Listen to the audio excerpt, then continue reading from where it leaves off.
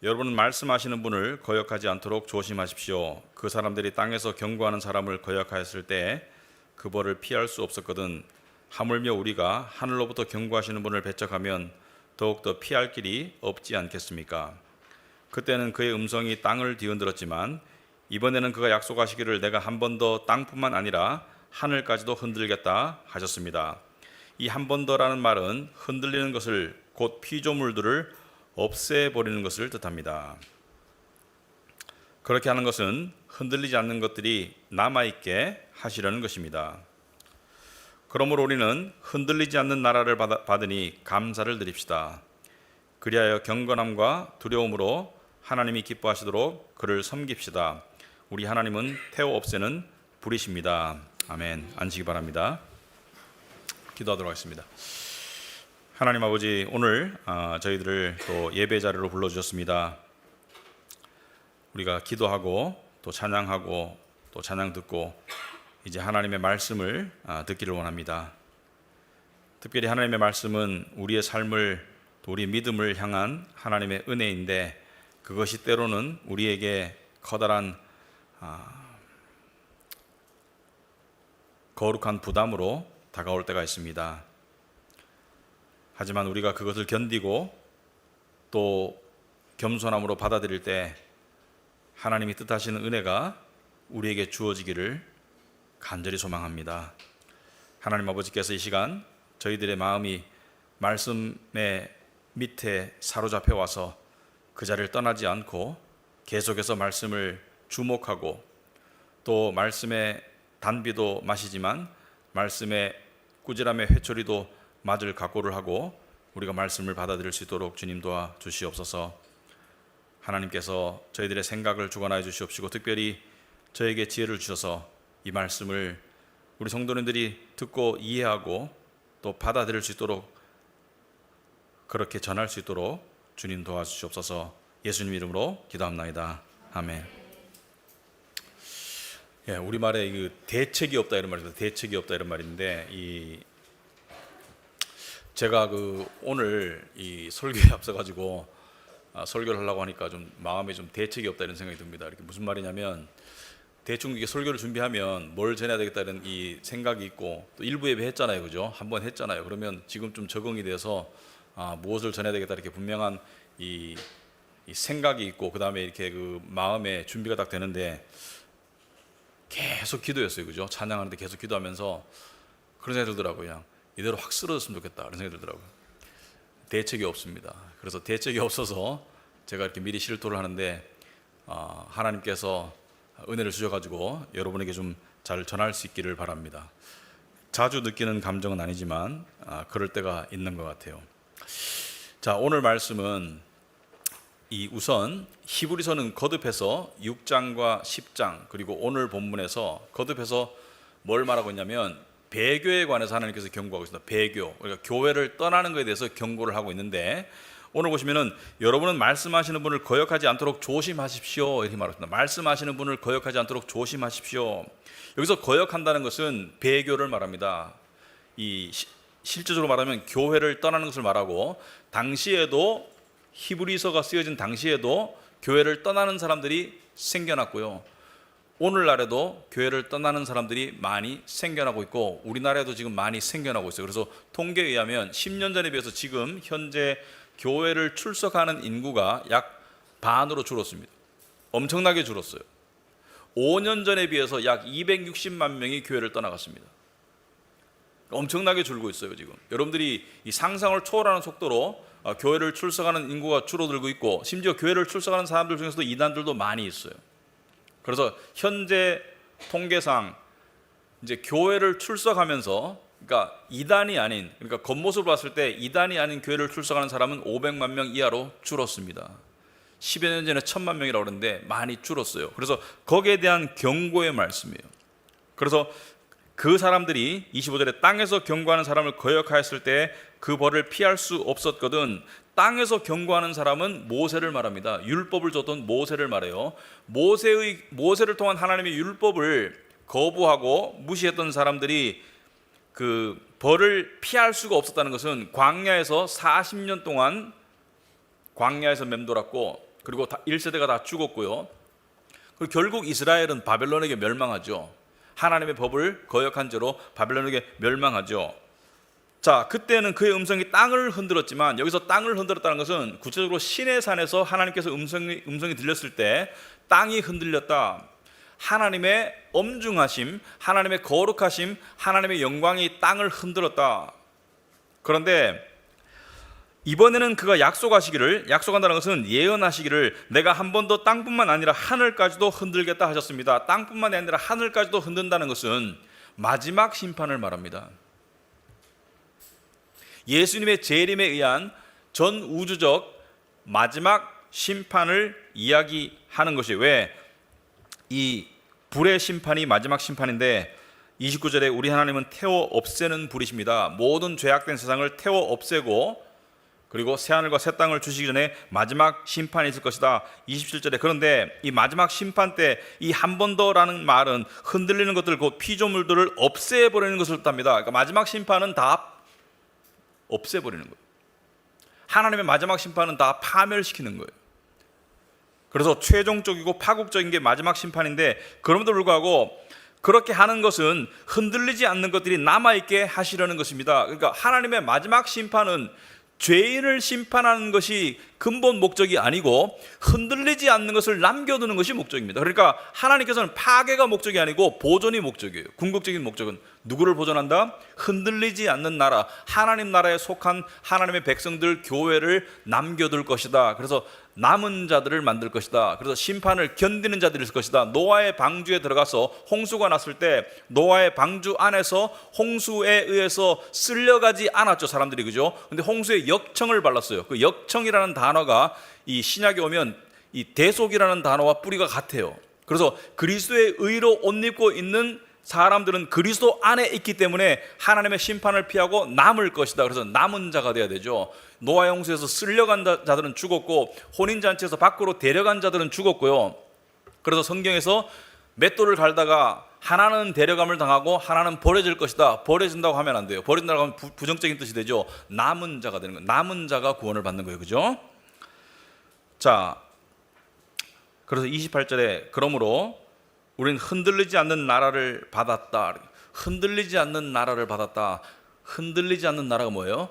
하나님의 심판을 견딜 수 있는 나라, 하나님 나라를 말하고, 마지막 심판 때 흔들리지 않는 나라, 그리고 현재의 이 흔들리는 세상 속에서도 흔들림 없이 버티고 견디고 승리할 하나님 나라를 말하고, 더 구체적으로 하나님의 백성들을 말합니다. 우리는 이 흔들리는 세상 속에서 흔들리지 않을 수 있는 믿음을 가진 자들이다. 그러한 존재이다. 그러한 신분을 가졌다. 그런데 왜 우리가 흔들리는가? 그 정체성을 확실히 인식하지 못하고 믿음에 굳건하지 못하기 때문에 흔들리고 있는 것이겠죠. 이건 이따가 다루도록 하겠습니다. 그래서 어떻게 하라고요? 흔들리지 않는 나라를 받으니 감사를 드립시다. 여러분, 하나님이 기뻐하시는 제사가 감사의 제사죠. 이건 감사할 이유가 없는데, 불만이 많은데, 불평이 많은데, 근데 하나님께서 하시는 감사는 뭘 말하는 거예요? 구원의 은혜를 향한 감사를 말하죠. 구원의 은혜를 향한 감사.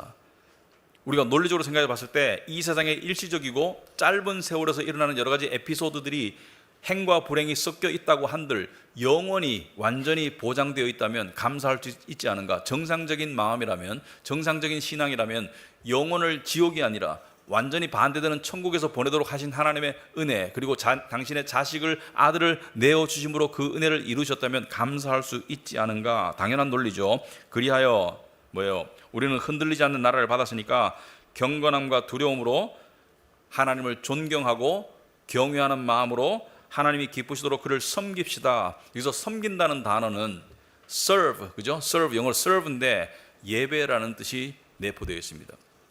그래서 하나님을 예배합시다. 여러분, 영어로 그 예배가 몇 시에요? 물어볼 때 뭐라고 물어봅니까? What time is the service? 봉사가 몇 시라는 뜻이 아니죠, 그죠? service가 예배라는 뜻이 내포되어 있어요. 여기에 그 뜻이 담겨 있습니다. 그를 예배로 섬깁시다. 우리 하나님은 태워 없애는 불이십니다. 하나님은 모든 부정한 것을 태워 없애는 거룩하신 하나님이다. 설교가 마쳤습니다.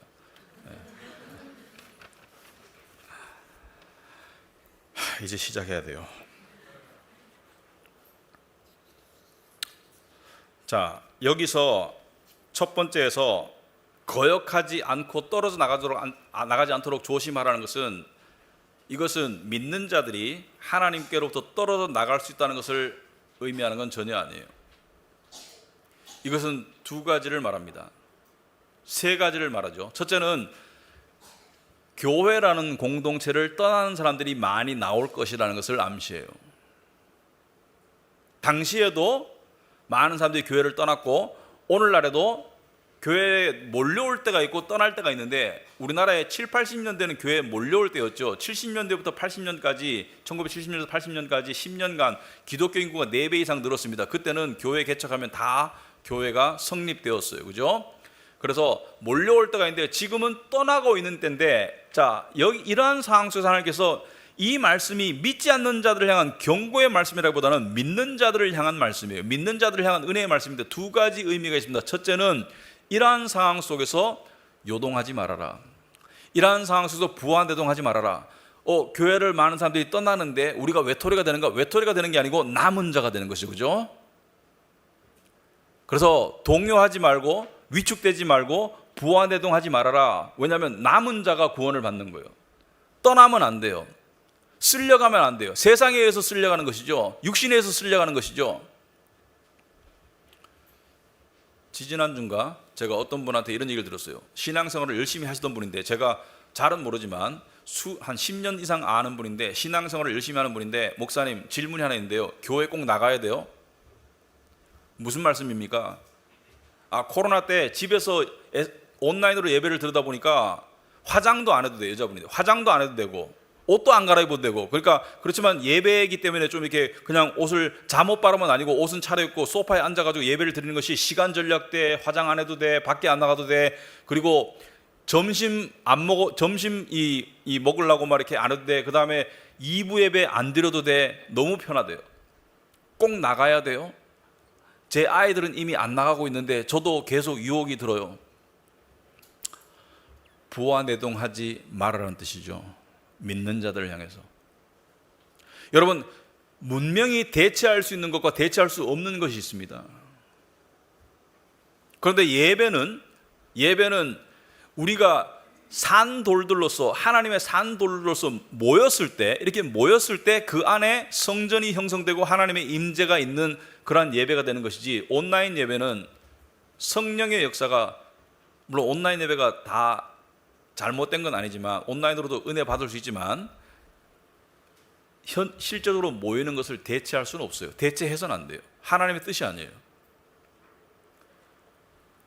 그래서 부안대동하지 말아라. 교회를 떠나는 사람이 있더라도 동요하지 말아라. 두 번째는 뭐예요? 우리는 성도의 견인을 믿죠. 성도의 견인이라는 것은 한 번 구원받은 사람 하나님께서 끝까지 구원하신다. 그래서 구원받은 사람은 절대로 구원에서 이탈할 수 없다. 이탈하지 못한다. 그래서 예수님께서 아버지께서 내게 주시는 자는 모두 다 내게로 올 것이요. 요한복음 6장에 그 중에 하나도 내가 잃어버리지 않을 것이다. 아버지께서 보내시는 의지와 하나도 잃어버리지 않겠다는 예수님의 의지가 합산되고 성령님의 내주하심이 있다면 누가 이탈할 수 있겠어요? 그래서 하나님의 택하심의 명단과 천국 시민권자들의 명단은 정확하게 일치할 수밖에 없다. 왜? 하나님의 작정이고 하나님의 절대주권의 예정이고, 이것은 이탈할 수가 없고 예외가 있을 수 없기 때문에 그 성도의 견인을 하나님께서 이루실 것인데, 그 이루어가는 과정 속에서 우리를 단속하시고 우리를 끌고 가시는 하나의 방편으로 이러한 말씀을 하시는 거예요. 떨어지지 말라고 하시는 거예요. 떨어지지 않아요. 그렇지만 우리를 끌고 가시는, 성도의 견인을 이루어 가시는 하나의 방편으로서 이러한 하나님의 계명이 있는 것이죠. 자, 그런데 오늘 저희가 중점적으로 보려고 하는 것은 28절입니다. 제가 서두에 대책이 없다고 말하는 게 이 28절을 제가 중점적으로 전하고 싶은데, 저는 무엇인지 알겠어요. 근데 표현을 잘 못할 것 같아요. 그리고 또 하나 염려되는 것은, 여러분 원액을 마시면 너무 이렇게 충격적이 되는 그런 것들이 있어요. 그죠? 원액을 마시면. 그래서 어떻게 합니까? 예를 들어서 술을 들어볼게요. 위스키 원액을 마시면 너무 도수가 세니까 거기다가 얼음하고 그 다음에 토닉 워터를 탈 때가 있죠, 그죠? 그래서 희석해서 마시면 잘 넘어가죠, 그죠? 거기다가 조금 이렇게 약간 레몬이나 맛을 넣으면 좀 더 잘 넘어가겠죠, 그죠? 물론 나는 원액을 좋아하는 사람도 있겠지만 그냥 들으세요, 그냥. 자, 그런데 제가 원액을 마셔보니까 쓰러질 것 같아요. 근데 여러분에게 원액을 갖다 내밀라고 하니까 여러분들이 쓰러질까 봐 걱정이 돼요. 이 말씀이 경건함과 두려움으로 하나님을 기뻐하시도록 그를 섬깁시다. 이거 원액 그대로 마신다는 것 너무 힘들어요. 여러분, 제가 지난주에도 설교하면서 이런 소리 했죠. 깨닫는다고 완성되는 게 아니라고. 깨달으면 출발점이 보일 뿐이지, 출발 라인에 섰을 뿐이지 갈 길이 험하다고. 근데 이것도 마찬가지예요, 그죠? 하나님을 향한 경건함과 두려움의 원천은 뭐냐면 하나님의 영광과 거룩입니다.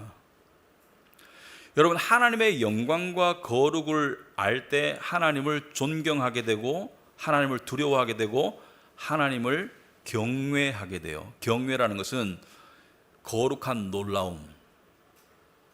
근데 하나님의 영광이라는 단어 또는 거룩이라는 말이, 영광을 예를 들면 영광이 그 원어상으로 카보드거든요. 카보드, 히브리 말로. 근데 이게 무슨 뜻이냐면 무겁다라는 뜻이에요. 이 하나님의 영광과 거룩이 무겁다라는 것은 나쁜 의미에서 무거움이 아니고, 짐이 무겁다는 그런 뜻이 아니고, 엄중하다, 높다, 위대하다, 무겁다라는 뜻이에요.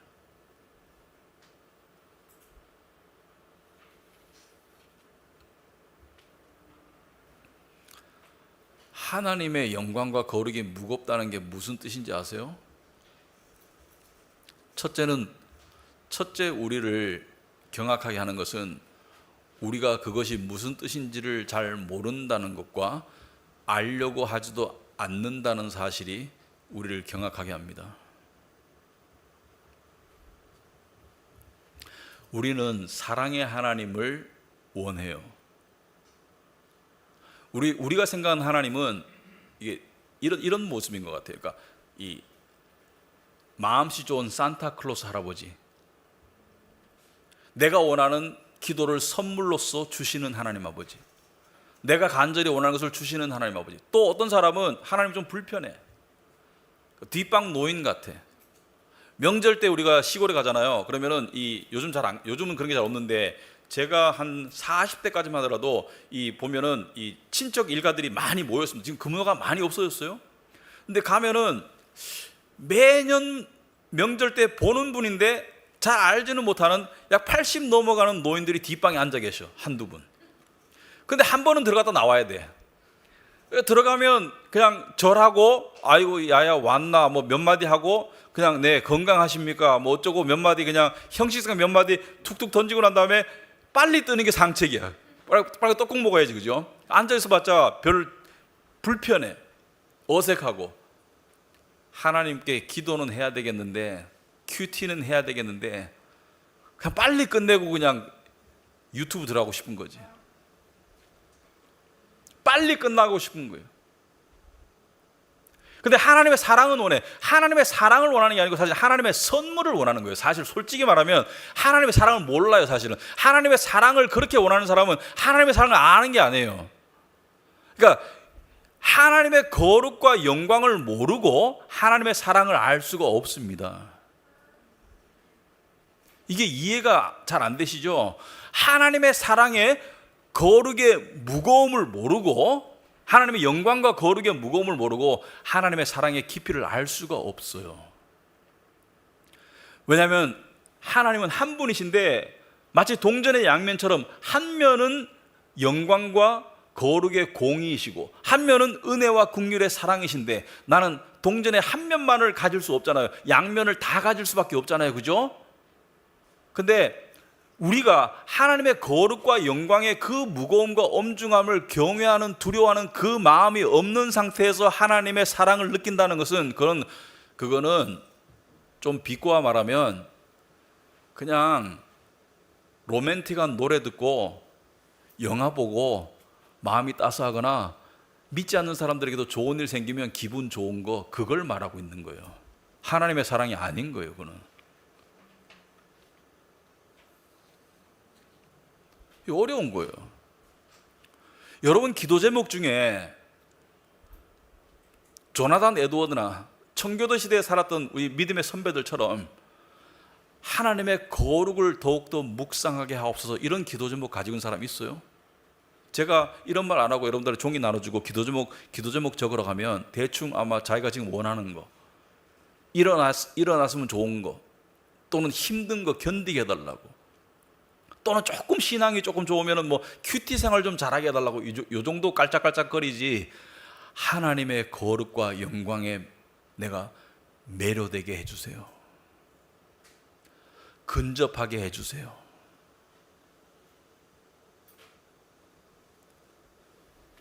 그래서 제가 서두에 말한 거예요. 제가 먹어보니까 너무 힘들어요. 너무 힘들어.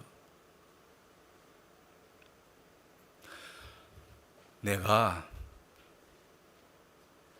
하나님을 믿는다고 하면서 하나님이 어떤 존재인지를 알려고 하는 마음은 요만큼도 없고 그냥 하나님의 선물만 오네.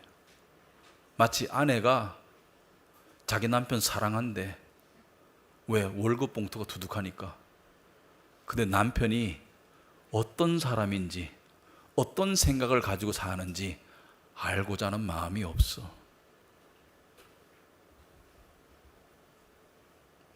그래서 남편이 갖다 주는 선물과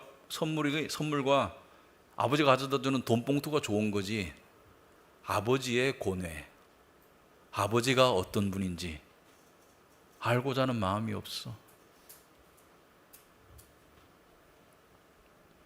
제가 하나님의 거룩에 대한 조금 불편한 얘기를 하나 해드릴까요? 성경 보다 보면 불편한 장면들이 나옵니다. 자세히 보시면 레위기 10장에 보면 아론의 이야기가 나와요. 아론은 모세의 형으로서 이스라엘의 초대 제사장이죠. 대제사장이죠. 그죠? 하나님께 예배를 맡은 자들이죠. 근데 아론에게는 4아들이 있었어요. 근데 당시에는 레위 지파의 제사장의 자식들이 제사장을 했으니까, 그래서 4자식이 있었는데 어떤 일이 있었어요? 첫째 아들과 둘째 아들 나답과 아비후가 성전에 가가지고, 하나님의 거룩한 성전에 가가지고 하나님께 향을 피워서 올려야 되는데 하나님이 명령하신 불이 아니고 이상한 불을 피워 올렸어요. 하나님의 거룩을 업신여기는 이상한 불을 피워 올렸어요. 이 불을 한번 올려볼까? 자기 마음대로 strange fire, 이상한 불을 올렸는데 그 즉시 하나님이 죽였어요. 하나님의 거룩을 업신여기고 둘 다 죽었어요. 그게 우리예요. 우리가 안 죽는 이유는 예수 그리스도의 보혈의 피가 우리의 죄를 씻었기 때문에 우리가 안 죽는 거지. 그런데 더 놀라운 것은 2아들이 죽었는데 정상적이면 부모가 당황하거나 울거나 뭔가 가슴을 찢거나 뭔가 액션이 있어야 되잖아요. 액션이. 근데 레위기 10장 3절 오면 마지막에 아론이 뭐예요? 잠잠한다고 그러죠. 잠잠하다. 자식을 안 사랑해서 잠잠한 게 아닙니다. 하나님의 거룩의 엄중함이 어떠한 것인지 잘 아는 제사장이기 때문에 지금 발생된 상황에서 자식이 죽어도 울지도 않는 거예요. 그게 하나님의 거룩이에요. 그게 하나님의 영광이고요. 더 나아가서 모세가 뭐라는 줄 알아요? 6절에 보시면은 형 아론과 그의 나머지 살아있는 2아들 엘르아살과 이다말에게 이르되 너희는 머리를 풀거나 옷을 찢지 말라. 머리를 풀고 옷을 찢는다는 것은 애곡한다는 뜻이거든요. 가족이 죽었는데 다 머리 풀고 옷 찢고 다 슬픔을 표현하는데 너희는 머리를 풀거나 옷을 찢지 말라는 것은 이 죽음에는 어떤 애도도 표시하지 말라는 거예요. 왜? 하나님의 거룩을 훼손했기 때문에. 그게 하나님의 거룩입니다. 그게 하나님의 거룩의 엄중함이에요. 그게 하나님의 영광의 무거움이에요. 이것이 어떻게 나타나야 될까? 그분을 섬기는 예배 속에서 나타나야 됩니다. 여러분, 우리 카비넌트 교회는 하나님이 법대로 하면 벌써 12번 타 죽었어야 돼요.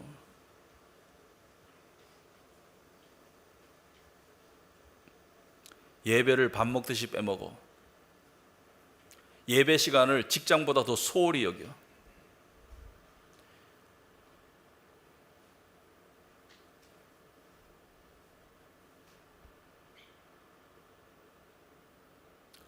그러고도 우리가 하나님의 거룩을 안다고요? 하나님의 거룩과, 잘 들어보세요, 하나님의 거룩과 영광의 엄중함과 무거움을 모르는 사람은 하나님의 사랑도 알 수 없고요, 그리고 단단한 믿음도 가질 수 없고 세상을 이길 수도 없어요. 왜? 다 연결되어 있어요.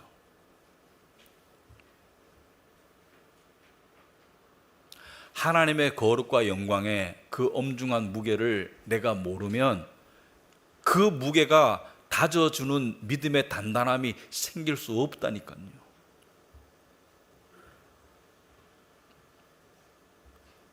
여러분 마음속에 목사님이 또 잔소리하니까 다음 주부터는 일찍 나와야지, 그거 가지고는 부족해요. 제 말이 뭐라고? 제가 누군데?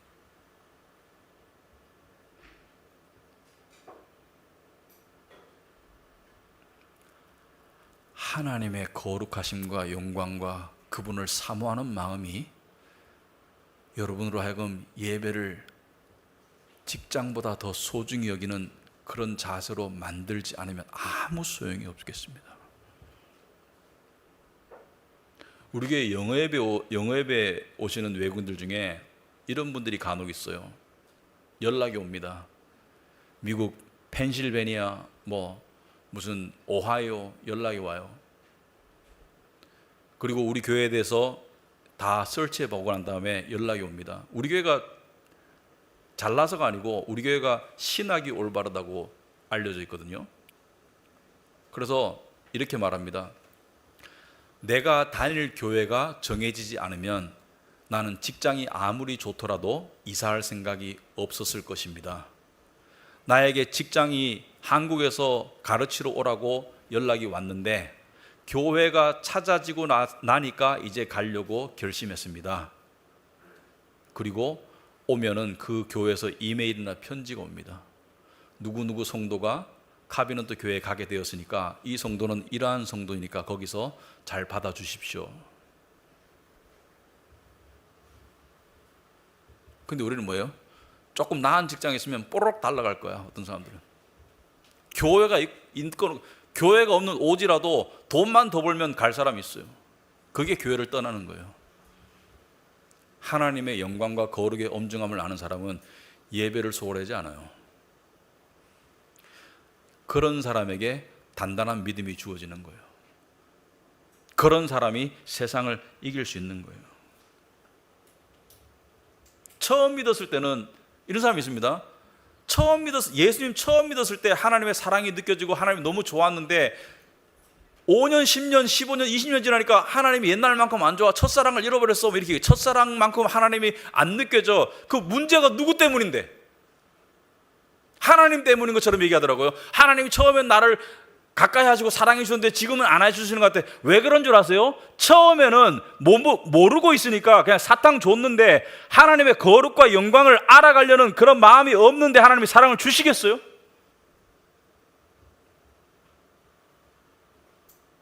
하나님은 소홀히 여김을 받지 않는다고 하셨거든요. 구원을 취소 안 하는 것은 참 다행입니다만은 하나님의 사랑과 은혜를 체험하기를 원하는 자, 하나님의 거룩과 영광을 알아가야 돼요.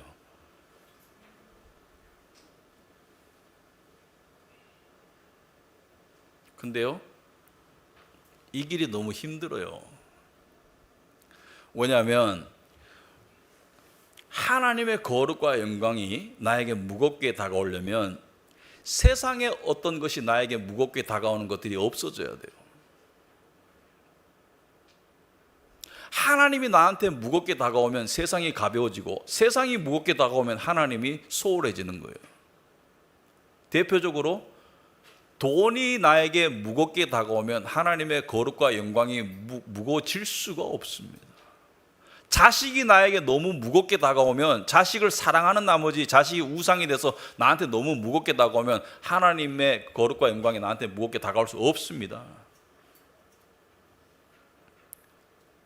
제가 분명히 말하지만 결혼이 나한테 너무 무겁게 다가오면 하나님의 영광과 거룩이 나한테 무겁게 다가올 수 없어요.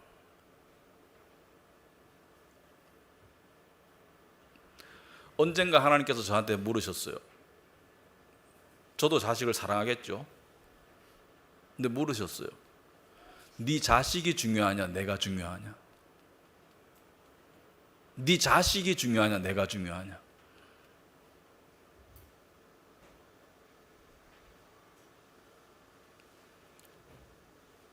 자식은 누구 거예요? 그냥 내 몸을 빌려왔을 뿐이지 하나님 거예요.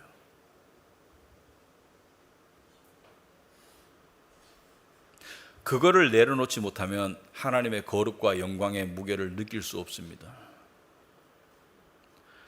그게 자식이든 돈이든 뭐 집이든 뭐 명예든 성공이든 여러분이 가지고 있는 뭔가가 있죠. 근데 그 뭔가를 내려놓는다는 것은 두 가지 이유 때문에 힘들어요. 왜 힘드냐면은 첫째는 자기를 죽여야 돼.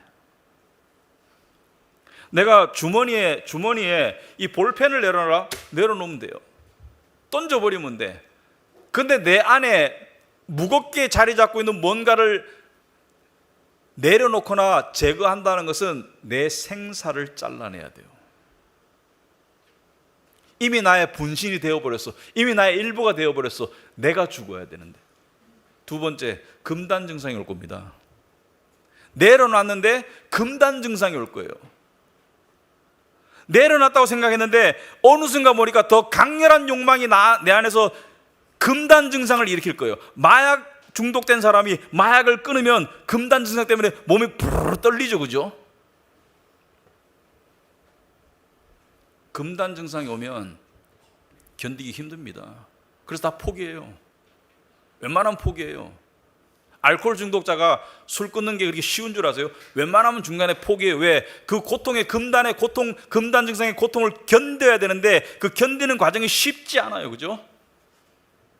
우리는 술 광고를 보면 참미술 술 광고를 보면 그냥 술 광고 잘 만들었네 이렇게 보겠지만 알코올 중독자가 술 끊고 있는 상태에서 술 광고 보면 어떻게 생각하겠어요? 저 술이 내 입에 들어와야 되는데. 마약 중독자가 간혹가다 검찰이 10만 명이 투약할 수 있는 마약을 대대적으로 적발했습니다. 우린 봤을 때 오래 살겠네 깜빵에서 이런 생각하겠지만 마약 중독자는 뭐예요? 저걸 내가 가졌으면 평생 누릴 텐데 이런 생각할 거예요. 돈이 우상인 사람은 예를 들어서 투기나 투자를 잘해서 돈을 벌었다는 사람의 기사가 나오면 어떻게 되겠어요? 금단 증상이 와요. 그것을 잘라내고 그것을 버리는 것은 매일매일의 몸부림이고요. 전진만 하지 않기 때문에 힘들어요. 후퇴하고 전진하고 후퇴하고 전진하고 후퇴하고 난 다음에 또 하나님께 매달리는 그걸 하겠냐고요. 애시당초 안 하려면 시작 안 하는 게 낫습니다. 왜? 괴로워요. 괴로운 과정을 거치다가 안 하려면 하지 않는 게 낫습니다. 왜? 괜히 괴로운 거예요. 더 괴로운 거예요. 끊으려고 하면 더 괴로워요. 그냥 술을 끊으려고 하면 더 괴로워. 안 끊을 것 같아요. 끊기 위해서 노력하는 것은 좋지만 중간에 끊으려고 하다가 못 끊을 것 같으면 안 끊으려고 하는 게 더 나아요. 그런데 우리는 하나님의 영광의 무거움을, 거룩의 무거움을 아는 쪽으로 나아가야 합니다. 왜? 그래야지 우리가 살 수 있어요. 여러분, 진정한 신앙생활은 희귀한 거예요. 생각할수록 희귀한 거예요.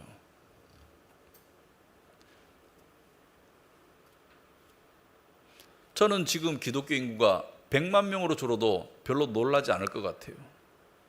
희귀한 거예요. 기독교 인구가 몇 프로고 이게 뭐가 중요합니까? 내가 믿어야지.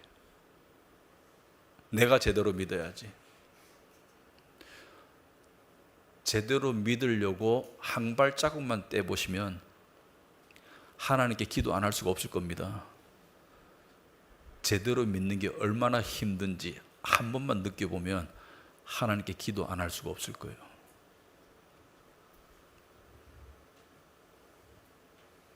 두 번째, 제대로 믿고 하나님의 거룩함과 엄중함을 아는 쪽으로 나아가는 사람은 하나님을 두려워하고 또 주변 사람을 섬깁니다. 섬겨요. 제가 섬긴다고 했어요. 섬김 받는다고 안 했습니다. 주변 사람을 섬겨요. 여러분 스스로에게 물어보기 바랍니다. 하나님을 두려워하고 공경하는 사람은 겸손한 자세로 나가기 때문에 섬김으로 나가지 섬김 받는 쪽으로 나가지 않습니다. 섬김 받는 데 익숙해가지고 굴림하는 데 익숙한 사람은 하나님의 경외하심을 없는 거예요. 네 이웃을 네 몸과 같이 사랑하라는 그 계명이 그냥 듣기 좋은 이론으로 쑥 지나가는 것이지 내 마음에 없는 거예요. 결혼 생활 가운데 남편이 아내를 섬기고 아내가 남편을 섬기고 교회 지체들 가운데 형제 자매 가운데 서로 섬기는 삶으로 나아간다는 것이 뭐예요? 섬기는 삶으로 나아간다는 게 뭐예요? 자기 부인이고 하나님을 두려워하기 때문에 그렇게 할 수 있는 거예요. 하나님이 원하시는 그 계명이기 때문에 그렇게 하는 거예요. 그런데 하나님의 영광과 하나님의 거룩에 대한 개념이 없는 사람은 육신의 반응대로 살아가는 거예요. 나를 섬겨라. 나를 섬겨라. 내가 주인공이야. 내가 잘 돼야 돼. 내가 편해야 돼. 나. 그거는 기독교가 아니고 미이즘. 내교예요. 내교.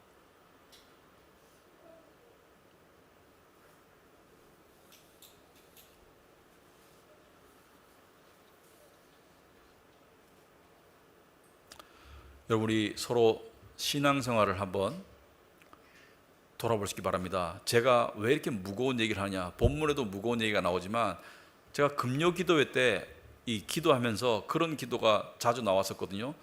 성령의 임재와 역사가 있는 우리 카비넌트 교회와 예배되게 해주세요. 근데 저는 하나님이 왜 안 들어주시나, 물론 들어주신 부분도 있습니다. 성령의 역사가 임재가 없다는 거 아니에요. 오해하지 마세요. 우리 교회가 뭐 완전히 잘못됐다 이런 거 말하는 게 아니고요. 제가 원하는 만큼의, 그러니까 무슨 말이냐면 예를 하나 들어드릴게요.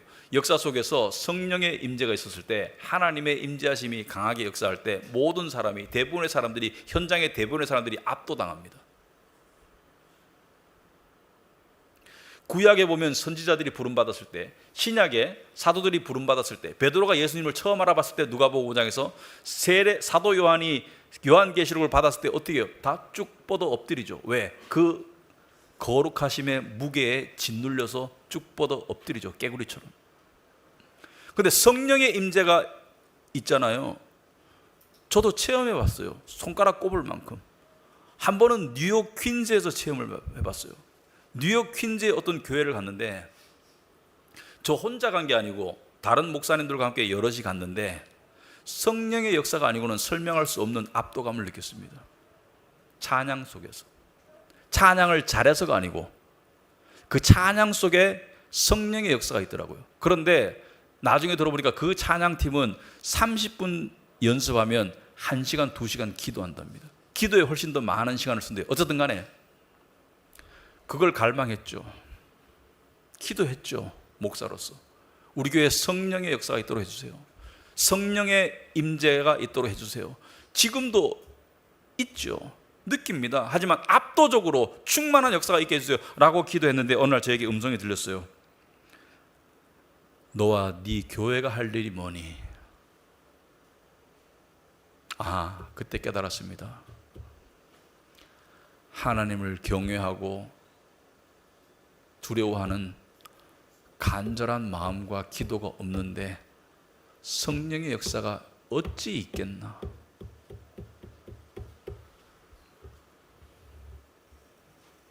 스펄전 목사님이,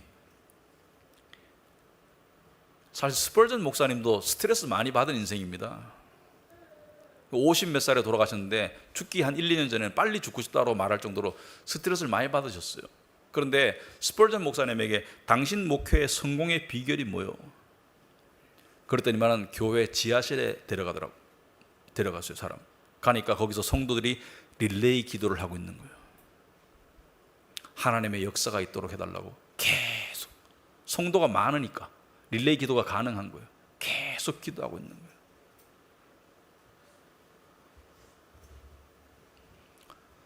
여러분, 사람을 가장 거룩하게 흥분시키는 것은 하나님의 임재입니다.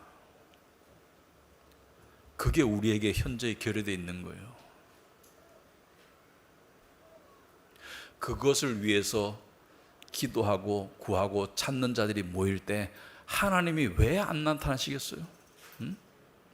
하나님이 우리하고 숨바꼭질 하실 이유가 뭐예요? 하나님의 임재를 가로막고 있는 것은 하나님이 아니고 우리예요.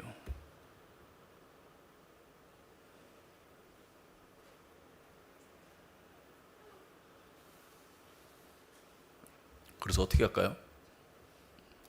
이게 중요하죠. 어떻게 할까? 사탄과 육신은 우리를 계속 공격합니다. 지금도 그럴 수 있어요.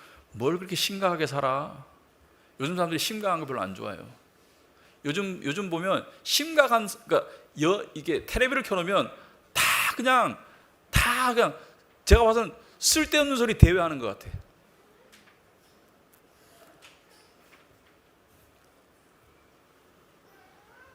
제가 미우새라는 프로그램을 봤거든요. 예를 들어서 좋아하진 않지만 저기 보면서 참 말들은 말들은 참 잘한다.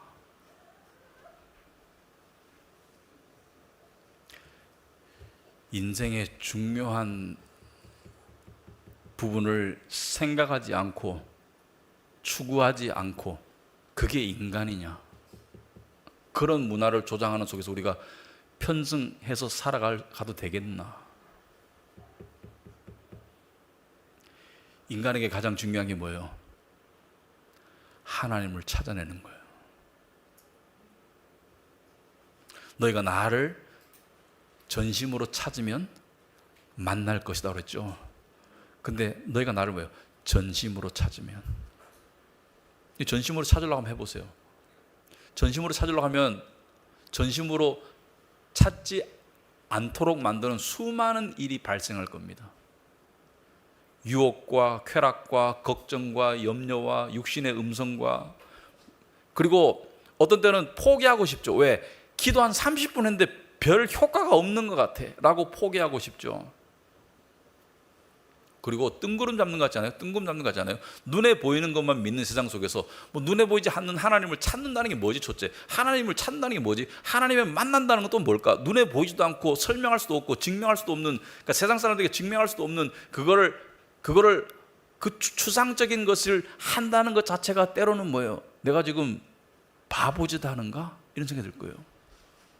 그러나 하나님을 정말로 찾아서 만난 사람은 내 눈에 이 책이 책으로 보이는 것보다 더 분명하게 내 마음의 눈에 보이고 느껴집니다.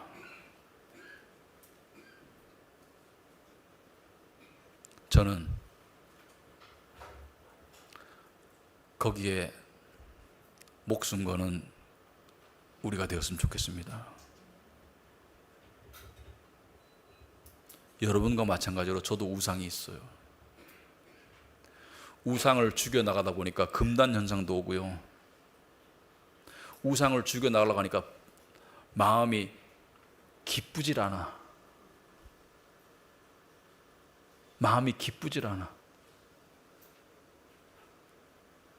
왜? 하나님을 찾으려면 초상집에 가야 되는데 초상집에서는 기쁘지가 않아. 그런데 안 멈추려고요.